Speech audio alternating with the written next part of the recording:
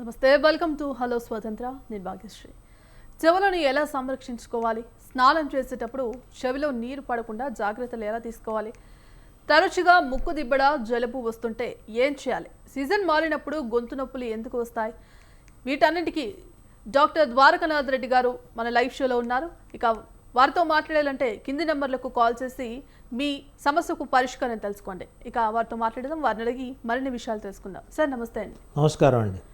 Sir, ముఖ్యంగా ఈ చెవు నొప్పులు అనేవి ఎందుకు వస్తుంటాయి, అసలు దీనికి తీసుకోవాల్సిన జాగ్రత్తలు ఏంటంటారు?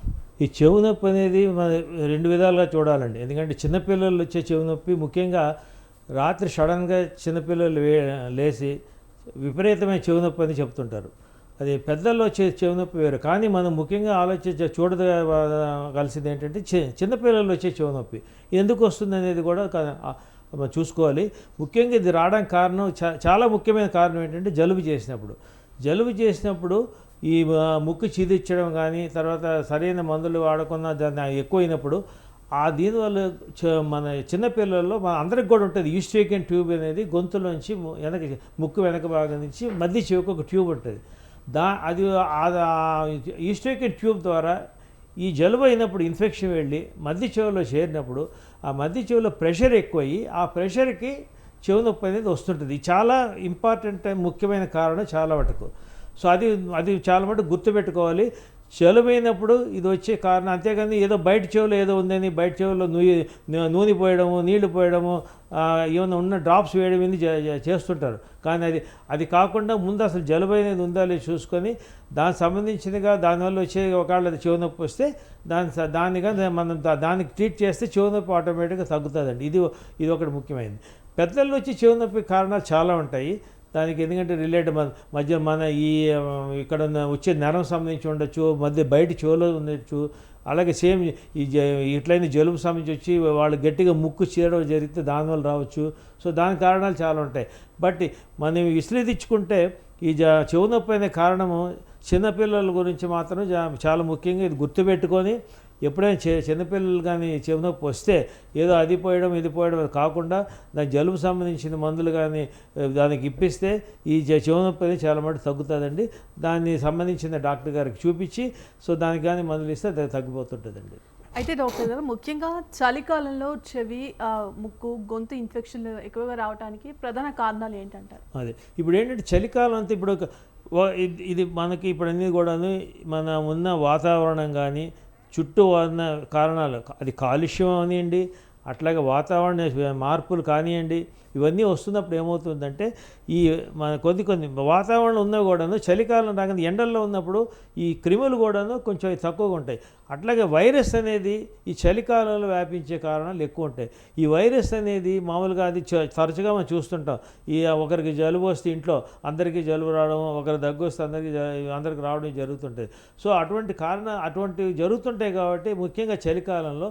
సో చలికాలంలో ఇవన్నీ కూడాను ఒకవేళ ఎవరైనా జలుబు వస్తే వాళ్ళ నుంచి కొంచెం దూరంగా అట్లీస్ట్ 3-4 రోజులు కొంచెం దూరంగా ఉండగలిగితే అది రాకుండా ఉంటుందండి. మనం చాలా మటుకు జలుబు అనేది మనము ఎంత జాగ్రత్తలు తీసుకున్నా జలుబు అనేది వస్తూనే ఉంటుంది. బికాజ్ దానికి కారణాలు ఎన్ని మనం ఉన్న వాతావరణం కానీ మన చుట్టూ ఉన్న పరిస్థితులు బట్టి వస్తుంటాయి. ముఖ్య కారణం ఏంటంటే వైరల్ ఇన్ఫెక్షన్. ఈ వైరల్ ఇన్ఫెక్షన్ వచ్చినప్పుడు అది వ్యాప్తించడం కూడా అట్లాగే వ్యాప్తించుతుంటారండి. ఒకరి నుంచి ఒకరికి తొందరగా వ్యాపించడం జరుగుతుంటుంది. సో అందువల్ల ఆ టైంలో ఈ చలికాలంలో తీసుకునే జాగ్రత్తలు, ముఖ్యంగా ఒకవేళ బయటికి వెళ్ళాల్సి వస్తే కవర్ చేసుకొని వెళ్ళడం కానీ, తర్వాత దానికి సంబంధించిన ముఖ్యంగా నీరు కూడా శుద్ధమైన నీరు తీసుకోవడం కానీ ఇటువంటివి చేస్తే అవి మనం ఈ జలుబు రాకుండా కూడా చాలా మటుకు దీనివల్ల కూడా నివారించుకోవచ్చండి వాటి వల్ల. అయితే డాక్టర్ గారు కాల్ సిద్ధంగా ఉన్నారు, కాల్ తీసుకున్నాం. హలో, నమస్తే అండి. నమస్కారం అండి. నమస్తే అండి. నమస్తే అండి. చెప్పమ్మా. నమస్కారం, చెప్పండి అమ్మా. Sir good afternoon sir. నా పేరు సుజాత, డయాబెటీస్ సెంటర్ నుంచి మాట్లాడుతున్నాను సార్. మరి మా దగ్గర డయాబెటీస్ చిల్డ్రన్స్ ఉన్నారు సార్. మీరు గవర్నమెంట్ లో తెలంగాణ రాష్ట్ర మెడికల్ అధ్యక్షునిగా వర్క్ చేశారు కదా సార్. మా పిల్లలకి ఏమైనా హెల్ప్ చేయగలరా సార్ మీరు? ఇది వినికిడి సంబంధించిందమ్మా. దేని గురించి అడుగుతున్నారు? డయాబెటీస్ సంబంధించింది అడిగేది.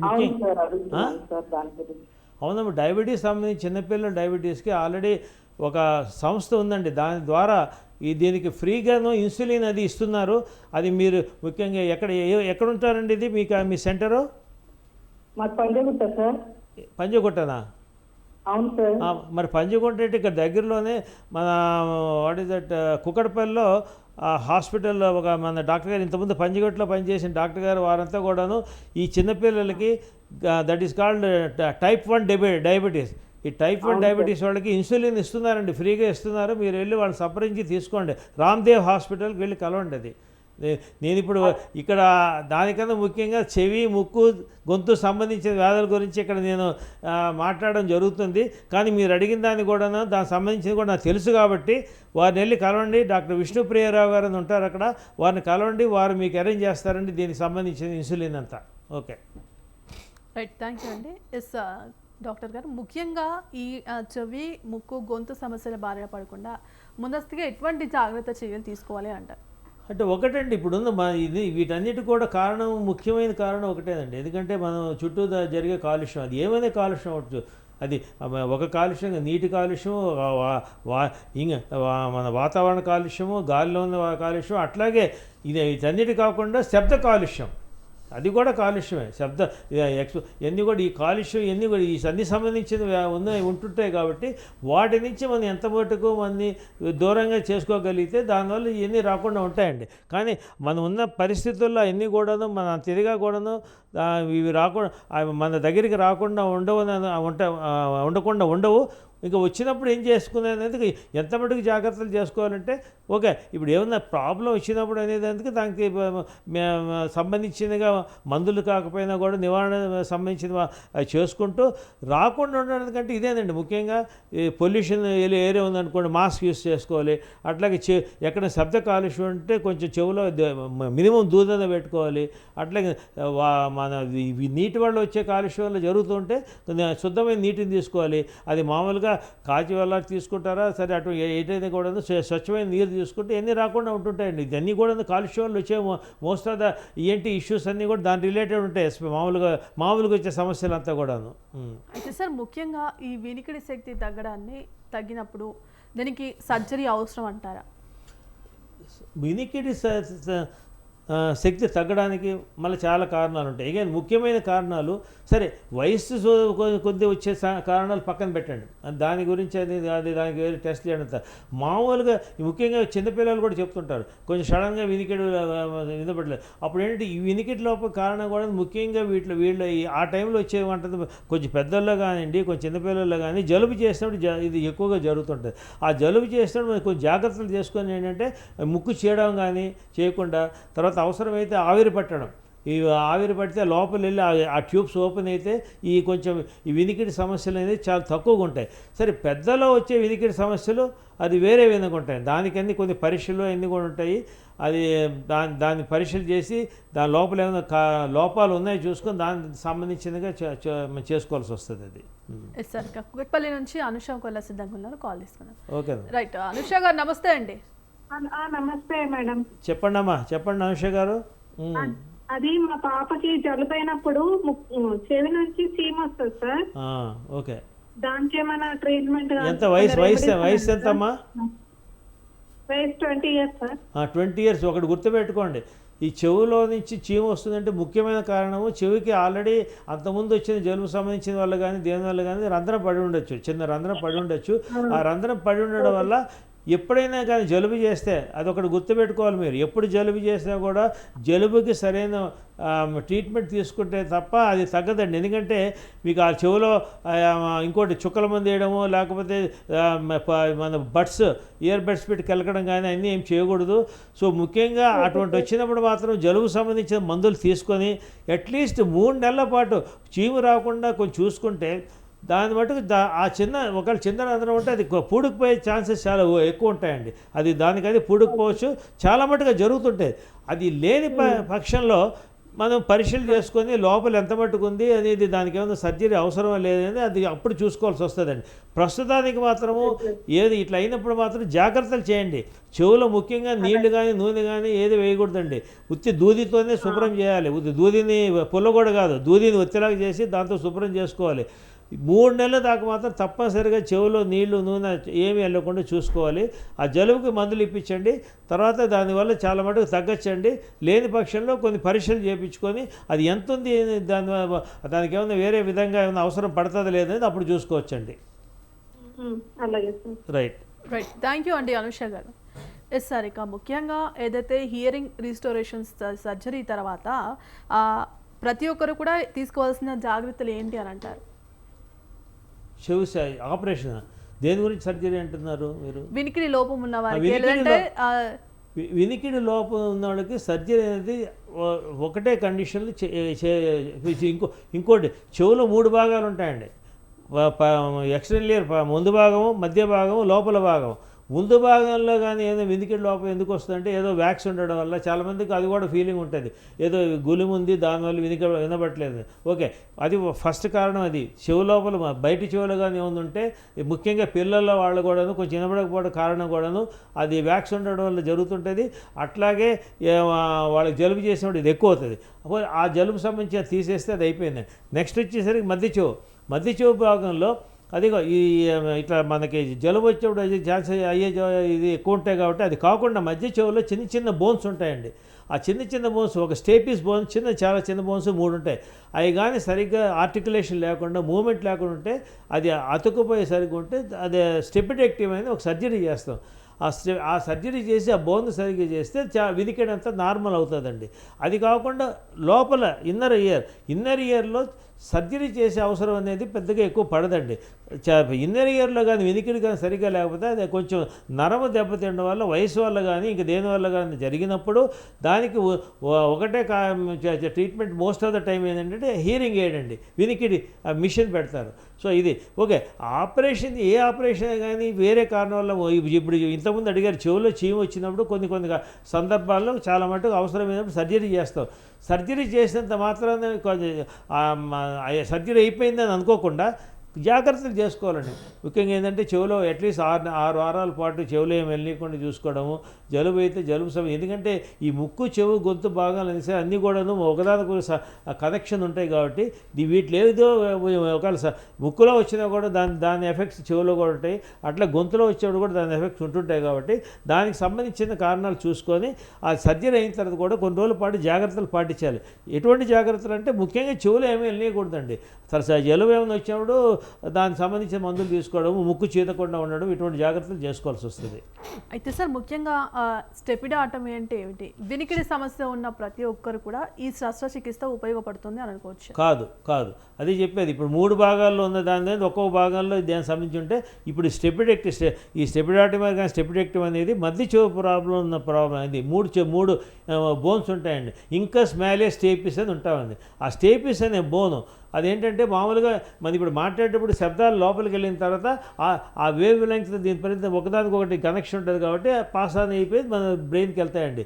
ఇప్పుడు ఏమవుతుందంటే ఈ స్టేపిస్ అనే బోను అది జామ్ అయిపోతాయి. ఆ జామ్ అయిపోయినప్పుడు ఆ కనెక్టివిటీ సరిగా ఉండదు. అందువల్ల ఏంటంటే దట్స్ కాల్డ్ బోన్ కండక్షన్. అంటే అది వినికిడి అనేది దాని నరం సరిగ్గా ఉన్నా కూడాను ఈ చెవులోంచి ఇది కనెక్షన్ సరిగ్గా లేకపోవడం వల్ల జరుగుతుంది. అటువంటి వాళ్ళకి మాత్రమే దీనివల్ల ప్రయోజనం ఉంటుంది, లేకపోతే ప్రయోజనం ఉండదండి అది. సార్, కాలర్ సిద్ధంగా ఉన్నారు, శాలిని గారు, కాల్ తీసుకుందాం. ఎస్ సార్, శాలిని గారు నమస్తే అండి. నమస్తే మేడం. చెప్పమ్మా. సార్, మా బాబుకి 5 years సార్. రైస్ మాత్రం నమిలి మింగడు సార్, వాటర్ తోనే మింగుతాడు. వేరే ఏ ఫుడ్ అయినా నమిలి తింటాడు కానీ రైస్ మాత్రం అన్నం పెట్టుకోగానే వాటర్ తాగి మింగుతాడు సార్. ఎందువలన? ఇది ఏముంటుందంటే ఇప్పుడు ఒక వయస్సు వచ్చేదాకా ఏంటంటే మన మజిల్స్ అనేది అదే మెడకు సంబంధించిన మజిల్స్ అనేది కొన్ని గట్టిపడాల్సిందే. ఇప్పుడు కొందరికి ఏంటంటే కొన్ని ముందు నుంచి కొన్ని అలవాట్లు రావడం వల్ల కూడా జరగడం జరుగుతుంటుంది. ఇంకొకటి ఏంటంటే ఆయన మరి మామూలుగా చిన్నపిల్లల్లో ఇటువంటి దానికి పెద్దల్లో అయితే కూడాను కొంచెం రక్తక్షీణత ఉండడం వల్ల అక్కడ మింగుడు పడకుండా దానివల్ల జరగచ్చు. కానీ చిన్నపిల్లలు కూడా ఛాన్సెస్ ఉంటాయండి. మీరు దీని గురించి ఒకటే సింపుల్, ఆ హీమోగ్లోబిన్ ఎంత ఉందో ఒకసారి చూడండి. ఆ హీమోగ్లోబిన్ అనేది మామూలుగా నార్మల్గా ఉంటే ఇది కొంచెం అలవాటు ప్రకారంగా వచ్చింది అవుతుంది, కానీ ఏమన్నా జబ్బు వల్ల వచ్చింది అవ్వదు. ఒకవేళ హీమోగ్లోబిన్ తక్కువ ఉంటే మాత్రం దానికి సంబంధించి తప్పనిసరిగా కూడాను ఏదైనా తినేటప్పుడు అంతా అడ్డం పడినట్లు ఫీలింగ్ ఉంటుంది, అడ్డం పడదు. కానీ ఏంటంటే ఆ లోపల మజిల్స్ ముడుచుకుంటాయి.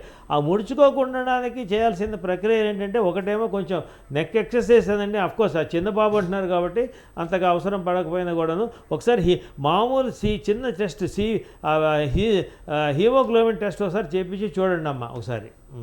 రైట్, థ్యాంక్ యూ అండి శాలిని గారు. ఎస్ సార్, మరో కాలర్ సిద్ధంగా ఉన్నారు, కాల్ తీసుకుందాం. ఎస్, నమస్తే అండి కౌండిన్య గారు. నమస్తే అండి. చెప్పమ్మా, చెప్పండి కౌండిన్య గారు. బాగా మా అబ్బాయికి తరచుగా జలుబు చేస్తూ ఉంటుందండి. సీజన్ అనేది సీజన్ ఏం లేకుండా తరచుగా జలుబు చేస్తూ ఉంటుంది.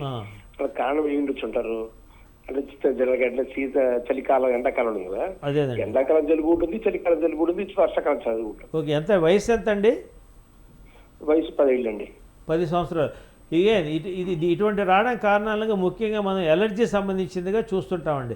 ఎందుకంటే ఎలర్జీ సంబంధించి ఉన్నప్పుడు అది కారణం వాతావరణానికి అతీతంగా ఎన్ని కూడా ఇటువంటి వస్తూ ఉంటాయి. సరే, ఒకసారి ఆ కొంచెం ఎలర్జీ సంబంధించిన దృష్టిలో పెట్టుకొని మామూలు దానికి సంబంధించిన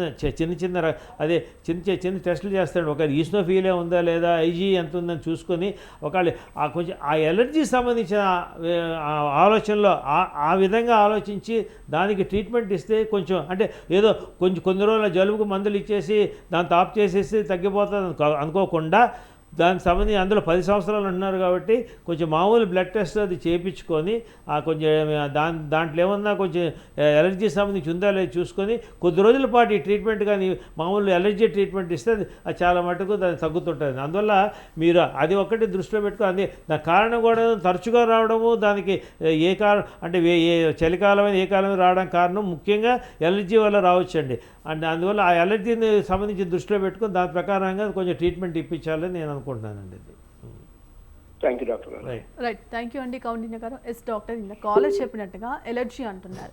ముఖ్యంగా చలికాలంలో ఈ జలుబు ఇవన్నీ రావడం సాధారణం. ఎండాకాలంలో కూడా ఈ మధ్య చాలా మందికి ఈ జలుబు ముక్కు దిబ్బడాన్ని వస్తూ ఉన్నాయి. అందువల్ల ముఖ్యంగా ఎలర్జీ అని చెప్పారు. ఈ ఎలర్జీకి ట్రీట్మెంట్ ఏ విధంగా ఉంటుంది? అసలు ఎండాకాలంలో ముఖ్యంగా ఎందుకు ఈ జలుబులు అనేవి వస్తుంటాయి? అదే ఎలర్జీకి ట్రీట్మెంట్ అనేది ఒకటి స్పెసిఫిక్ ట్రీట్మెంట్ అంటూ ఉండదండి. ఎందుకంటే ఎలర్జీ అనేది దీని కారణాలు చాలా ఉంటాయి. కొందరికి వాతావరణం రావచ్చు, కొందరికి ఫుడ్ వల్ల రావచ్చు, కొందరికి ఇంకేమన్నా వేరే కొన్ని వస్తువులు పడకుండా రావచ్చు, కొందరు దేనికి ఒక్కొక్కరికి ఒక్కొక్క ఎలర్జీ ఉంటుంది. ఫుడ్ కొందరికి ఒకటి పడేది ఇంకొకటి పడకపోవచ్చు.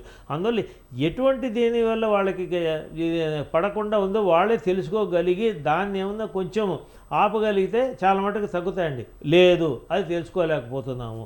అది తెలుసుకోలేకపోయినప్పుడు దానికి స్పెసిఫిక్గా ఎలర్జీ టెస్ట్ అని ఉంటాయి. ఏ వస్తువులు పడట్లేదు, ఎందుకు పడట్లేదు, అది ఒకవేళ పడకపోతే ఏ లెవెల్లో పడట్లేదు, దానికి కొంచెం డీసెన్సిటైజేషన్ అని ఒకటి దానికి సంబంధించిందిగా ట్రీట్మెంట్ ఇస్తే తగ్గుతుంది.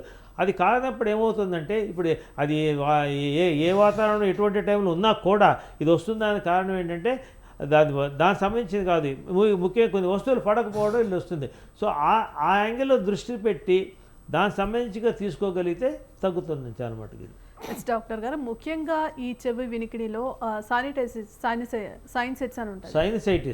సైనసైటిస్ అనేది వినికిడి సంబంధించింది కాదండి. కానీ అది ఏమవుతుందంటే అది ఇంతకుముందు చెప్పినట్టుగా ఈ అన్ని మనకన్నీ కూడా ముక్కు, చెవు, గొంతు అన్నీ కూడా ఒకటే దీని కనెక్షన్స్ ఉండడం వల్ల ఈ సైనసెస్ అనేది అంటే ఎయిర్ స్పేసెస్ అంటే మన ముందు భాగం ఈ పక్క భాగంలో పైన లోపల ఇది ఉంటాయి. ఇవన్నీ ఉండడానికి కారణం ఏంటంటే they are the air conditioners for the body. అది హెడ్ అనుకోండి. ఎందుకంటే అటు ఉండడం వల్ల ఏంటంటే దాని లోపల గాలి ఏముండదు, దేర్ ఓపెన్ స్పేసెస్, కానీ వెంటిలేషన్ ఉంటుంది. మనం ఇప్పుడు ఏసీ వెంటిలేటర్ అనుకోండి, లేకపోతే అట్లా అనమాట వెంటిలేషన్ లాగా అది ఉండడం వల్ల ఏంటంటే అది వాతావరణ మార్పులు ఇచ్చినప్పుడు కూడా బయట బాగా వేడిగున్నా కూడా ఇది వచ్చినప్పుడు కూడా అది హెడ్నంతా కూడా ఇదే ఆ భాగాలంతా కూడా దాని సకారణంగా అన్ని సర్దుకుంటాయి. కానీ ఈ ఎక్కువ ఇన్ఫెక్షన్ వచ్చి బాగా ఇన్ఫెక్షన్ అయిపోయి దాన్ని లోపలంతా ఇన్ఫెక్షన్ చేరుకొని అవన్నీ కూడా బయటికి వెళ్ళే ఛాన్సెస్ లేనప్పుడు ఇది ఎక్కువ అవుతుంది. అప్పుడు మీరు అన్నట్టుగా ఈ సైనసైటిస్ అని అప్పుడు తీసుకొస్తాం. ఆ సైనసైటిస్ అని కూడాను ఏదో సైనసైటిస్ ఉందని చెప్పి వెంటనే సిటీ స్కాన్ చేయడము లేకపోతే అది చేయడం అనేది అసలు జరగకూడదు. ఇప్పుడు సైనసైడ్ మామూలుగా జలుబు వచ్చిన తర్వాత కూడా కొంచెం సైనసైటిస్ ప్రతి వ్యక్తికి ఉంటుంది. పోనీ కొంచెం ఎక్కువైనా కూడాను ముందు దాన్ని మందులతో ట్రీట్మెంట్ అనేది ఒకటి జరిపించాలి. మందుల ట్రీట్మెంట్ ఇచ్చిన తర్వాత ఈ మందుల ట్రీట్మెంట్తో ఏమి దానివల్ల గుణం లేనప్పుడు అప్పుడు మిగతా ట్రీట్మెంట్ చేసి ఈ సైనసైటిస్ ఏదో ఉందా లేదో చూసుకొని దానికి ఒకవేళ ఎటువంటి అంటే ఇప్పుడు వచ్చిన చాలా ట్రీట్మెంట్స్ ఉన్నాయి కదా, సర్జికల్ ట్రీట్మెంట్ అన్నీ ఉన్నాయి. కానీ ఇప్పుడు దానివల్ల ఒక్కదానికి చెవి వినికిడి వస్తుందని కూడా కాదండి. చెవి వినికిడి వస్తుంది, వీటన్నిటి వల్ల కూడా వస్తుంది. జలుబు అయినప్పుడు వస్తుంది, లేకపోతే లోపల ఈ చెవులు బయట చెవులు ఉన్నప్పుడు ఇవన్నీ కూడా వస్తుంది. సరే సైనసైటిస్గా దానివల్ల వచ్చే చెవి వినికిడి లోపాలు ఏమన్నా కూడాను ఈ సైనసైటిస్ ఒకవేళ తగ్గితే అది ఆటోమేటిక్గా అది కూడా తగ్గుతుందండి. అది దాన్ని కూడా సార్ కాలర్ సిద్ధంగా కాల్ చేసుకుందాం. హలో నమస్తే అండి అనుష గారు. నమస్తే మేడం. చెప్పమ్మా. అదే మా వారికి ఊరికే దగ్గు వస్తా ఉంటుంది సార్. అంటే కొద్దిగా వాటర్ లో తడిచిన, వర్షంలో తడిచిన, కొద్దిగా చల్లగా ఉన్నా గానీ ఇమ్మీడియట్ దగ్గు వచ్చేస్తుంది సార్. అవునమ్మా. ఇప్పుడు ఇది కూడా ఏంటంటే ఈ మధ్య జరిగే కాలంలో కూడా ముఖ్యంగా దగ్గు అనేది మందులతో తగ్గేదానికన్నా, ఎందుకంటే ఇది కూడాను ఏదో జబ్బు ఉండి కూడా కారణాలు కాకుండా చాలా మటుకు కొన్ని ఎలర్జీ కారణాల వల్ల ఈ చాలా కొన్ని రోజుల పాటు, కొన్ని నెలల పాటు కూడా ఈ కొందరికి దగ్గు అనేది కంటిన్యూ అయ్యే ఛాన్సెస్ చాలా ఎక్కువ ఉన్నాయి. అందువల్ల ఈ దగ్గు ఉంటే ఇది ఏదో లోపల ఇన్ఫెక్షన్గా ఉందని చెప్పి దాని ఇన్ఫెక్షన్ ఒకటే అదే విధంగా ఆలోచించకుండా మిగతా కూడాను ఏదంటే ఇప్పుడు ఆ ఎలర్జీ సంబంధించిన విషయంలో కూడా ఆలోచించి దానికి ట్రీట్మెంట్ తీసుకుంటే మిగతా జాగ్రత్తలు అనేవి కూడా కొంచెం చేసుకుంటే ఏంటంటే అక్కడెక్కడ అన్ని చోట్ల నీళ్లు తాగడం కానీ చేయకుండా రోజు ఇంకోటి ముఖ్యమైనది రోజు పొద్దున్న పూట ముఖం కడుక్కున్న వెంటనే ఒక అర గ్లాస్ వేడి నీళ్ళు తాగిపోయండి. ఎందుకంటే దానికి రిఫ్లెక్స్ యాక్షన్ ఉంటుంది. ఏమన్నా కొంచెం ఇందుంటే కూడా కొంచెం కోల్డ్ తగ్గడం అన్నీ కూడా జరుగుతుంటాయి. సో దీనికి ముఖ్యంగా ఆల్రెడీ ఇన్ని రోజుల నుంచి దగ్గుందంటే ఏదో ట్రీట్మెంట్ అంటే ఇప్పించుంటారు. ఒకవేళ మామూలు రక్త పరీక్ష చేయించడము, ఛాతీ ఎక్స్రేలు ఒకటి తీపిచ్చాడు. ఛాతీ ఎక్స్రేలు కూడా 90% ఏమి ఉండదు. కానీ మనం తెలుసుకోవడానికి ఒకసారి చేయించి ఈ రక్త పరీక్ష చేయించుకొని ఆ రక్త పరీక్షలు ఏమైనా ఎలర్జీ సంబంధించి ఉంటే దానికి ట్రీట్మెంట్ ఇచ్చి, ఒకవేళ లేకపోయినా కూడా కొంచెం మామూలుగా దానికి ఇప్పుడు వచ్చే ఈ చుట్టూ ఉన్న దేనివల్ల కూడా వచ్చే దాని గురించి ఎలర్జీ దానికి సంబంధించిన మామూలు ఎలర్జీ మెడికేషన్ ఇస్తే చాలా మటుకు ఈ దగ్గు అనేది తగ్గచ్చండి. ఇంకోటి దీనికి ఇంకో కారణం ఏంటంటే కాలు ఉందండి. ఇంకో కారణం ఏంటంటే రిఫ్లెక్స్ అండి. ఇప్పుడు యాసిడ్ రిఫ్లెక్స్తో కూడా వస్తుంది. అందులో ఒకవేళ ఆయన స్మోకరో లేదని తెలియదు. ముఖ్యంగా అయిన కారణాలు స్మోకింగ్ ఒకటి, ఆల్కహాల్, తర్వాత రిఫ్లెక్స్ అనేది లోపల మన ఉదరభాగం అంటే పొట్టలోంచి పైకి గ్యాస్ అనేది వచ్చినా కూడా దానివల్ల కూడా ఈ చాలా మటుకు ఈ దగ్గు అనేది తగ్గదండి. సో దానికి కూడా ట్రీట్మెంట్ తీసుకొని ముఖ్యంగా ఇప్పుడు తీసుకోవాల్సిన చాలామంది ఎక్కువగా ఇది అవుతున్నాయి కాబట్టి ఎక్కువ రోజులు అవుతుందంటే రెండు ముఖ్యమైన కారణాల్లో పెద్దలకి ఒకటేమో reflex, that's called girt reflex, దీనివల్ల యాసిడ్ రిఫ్లెక్స్ అంటాము. ఇంకొకటి ఏంటంటే ఎలర్జీ. ఈ రెండు కారణం వల్ల చాలా మటుకు అవుతుంటాయి. వాటికి మామూలు ట్రీట్మెంట్ ఇస్తే తగ్గే ఛాన్సెస్ చాలా ఉంటాయి. రైట్, థ్యాంక్ యూ అండి అనుష గారు. డాక్టర్ గారు, మరి ఇప్పుడున్న రోజుల్లో కూడా చాలామందికి తరచూ జలుబు వస్తూ ఉంటుంది. ఎప్పుడు డైలీ రెగ్యులర్గా ఎప్పుడు గొంతు నొప్పి కావచ్చు, జలుబు కావచ్చు, ఇవన్నీ దగ్గు వస్తూ ఉంటాయి. కొంతమందికి సరైన అవగాహన లేకపోవడం వల్ల ఇంట్లో ఉన్న వాటితోనే దాన్ని నయం చేసుకోవాలని చూస్తూ ఉంటారు. మళ్ళీ అలాంటి పరిస్థితుల్లో డాక్టర్ని ఏ విధంగా సంప్రదించాలి, దాన్ని ఏ విధంగా నయం చేసుకోవచ్చు అంటారు? ఇప్పుడు ప్రతి దానికి కూడా డాక్టర్ సలహా అంటే అంత అవసరం కూడా. ఇప్పుడు ఇంకోటండి, సెల్ఫ్ ట్రీట్మెంట్ అనేది అసలు ఉండకూడదు. అది ఏదైనా కానీ దేనికైనా కానీ, అది ఒక కారణం ఇదనే కాదు, దేనికైనా కానీ సరే. ఇప్పుడు మామూలు చిట్కా వైద్యాలు అనేది చేసుకోవడంలో తప్పు లేదు. ఎంత మటుకు దాన్ని ఇప్పుడు ఏదో వచ్చిన మామూలు దగ్గు వచ్చింది, మామూలుగా ఏదో వచ్చింది అంతేకాని ఇప్పుడు అది ఇంతకుముందు చెప్పాను చూడండి, చెవులో ఏదో నొప్పి వచ్చింది అది పోయడం కాదు. ఎందుకంటే దానికి వచ్చే కారణాలు వేరే ఉంటాయి, వీళ్ళు చేసే దానికి ఇచ్చేది వేరే ఉంటుంది. సరే, మామూలుగా వచ్చిన దాని గురించి చిట్కా వైద్యం చేసుకోవడంలో ఇప్పుడున్న అది ఇనీషియల్గా జరిపించవచ్చు. సరే, మామూలు వాటికి ఉన్నది కొన్ని మెడికేషన్ అనేది చిన్న మందులు ఉన్నాయి. దానికంటే మీరు ఫీవర్కి పారాసెటమాల్ అనండి, అట్లాగే అలర్జీకి మామూలు అలర్జీ ట్యాబ్లెట్ అనేది ఏదో ఒకరోజు ఇచ్చేది వేరే సంగతి, దాని గురించి. అంతేగాని కారణం తెలుసుకోకుండా ఇంకోటి ఏంటి దీన్ని ఇది కంటిన్యూ అవుతుంటే మాత్రం ఎందు గురించి చూసుకొని దాన్ని మాత్రం డెఫినెట్గా కారణం తెలుసుకొని ట్రీట్మెంట్ అయితే ఇవ్వాల్సి వస్తుందండి. సార్ కాలర్ సిద్ధంగా ఉన్నారు, కాల్ తీసుకుందాం. హలో నమస్తే అండి. హలో నమస్తే మ్యామ్, నా పేరు నిర్మల అండి, అల్లంబండి నుంచి కాల్ చేస్తున్నాను. చెప్పమ్మా. సార్ అది నాకు జలుబు చేసిన ప్రతిసారి ఇయర్ లో పెయిన్ వస్తుంది సార్. అది దేని గురించి వస్తుందని కనుక్కున్నాం. జలుబు చేసినప్పుడు అన్నారు కదా, ఇంతకుముందు అంటే మీరు ముందు నుంచి ఈ టాక్ విన్నారో లేదో నాకు తెలియదు, కానీ జలుబు చేసినప్పుడు చెవులు నొప్పికి వచ్చేది చాలా మటుకు అది తరచుగా జరిగే కార్యక్రమం. మీరు ముఖ్యంగా అప్పుడు ఏంటంటే దీనికి జలుబు వచ్చినప్పుడు చెవు నొప్పి రావడం కారణం ఒకటే ఒక కారణం అండి. ఎందుకంటే గొంతులో నుంచి అదే ముక్కు వెనక నుంచి మధ్య చెవుకు ట్యూబ్ వెళ్తుంది, దాని ద్వారా ఇన్ఫెక్షన్ వెళ్తుంది. మీరు ఈ జలుబు వచ్చినప్పుడు కొన్ని జాగ్రత్తలు చేసుకోవాలి. ముక్కు చీదకూడదు ఎట్టి పరిస్థితుల్లో. చెవులో అది ఇది నొప్పి వచ్చింది కానీ చెవులో అది ఇది పోయడం చేయొద్దండి.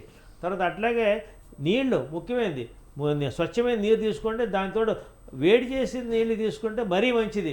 జలుబు అయినప్పుడు రోజని కాకపోయినా జలుబు అయినప్పుడు మాత్రం తప్పనిసరిగా పొద్దున పూట ముఖం కడుక్కున్న వెంటనే ఒక అర గ్లాస్ వేడి నీళ్ళు తాగండి. తర్వాత రాత్రి పండుకునేటప్పుడు ఆవిరి పట్టండి. ఏమైనా మామూలు ఏం లేదు, బాగా మరిగి నీళ్ళలో యూక్లిప్టస్ ఏది వేసి ఆవిరి పట్టండి. ఇంకేమన్నా మెడికేషన్ వేసుకోండి. Sir me treatment part of అది వేరే, ట్రీట్మెంట్ తీసుకుంటారో అదేమన్నా, కానీ తరచుగా రావడానికి వచ్చే కారణాలు ఇవే. ఎందుకంటే మీకు జలుబు చేసినప్పుడు ముక్కు చీరినా, లేకపోతే చెవులో గాలి ఎక్కువ తగిలినా, ఈ తర్వాత గొంతులోంచి ఇంకేమైనా గొంతు నొప్పి దానివల్ల ఉన్నా కూడా దీనివల్ల చెవు నొప్పి అనేది ఎక్కువ అవుతుంటుంది. అందుగురించి అది దృష్టిలో పెట్టుకొని ఈ జలుబుకి చెప్పింది నేను కొంచెం నివారణ ఏదైతే కొంచెం ప్రికాషన్స్ తీసుకోవాలో చెప్పాను.